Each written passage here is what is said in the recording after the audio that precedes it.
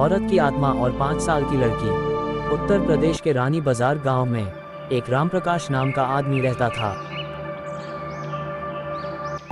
उसकी 5 साल की लड़की थी।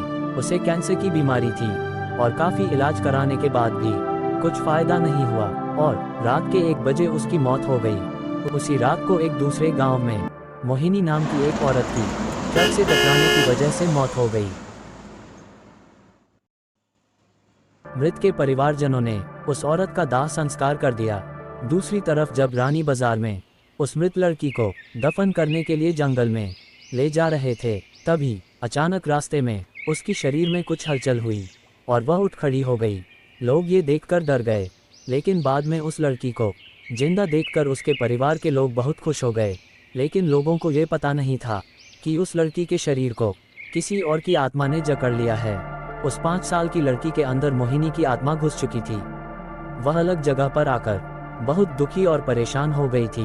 उसका खाना खाने में भी मन नहीं लगता था, लेकिन उसकी माँ उसे अपने हाथों से खाना खिला देती थी। एक दिन वह लड़की अपनी माँ के साथ उसके मामाजी के घर जा रही थी और रास्ते में अचानक वह जगह आई जहाँ मोहिनी की ट्रक से मौत हो गई थी।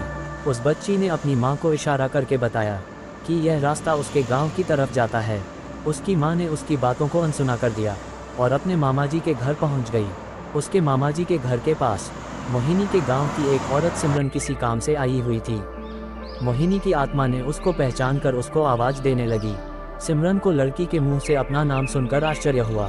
सिमरन के पूछने पर उस लड़की ने उसको अपनी पूरी घटना बता दी और बोली कि मेरी मौत से पहले ही मेरे घर वालों ने मुझे जला दिया और मैं इस बच्ची की खाली शरीर को देखकर इसमें रहने लगी।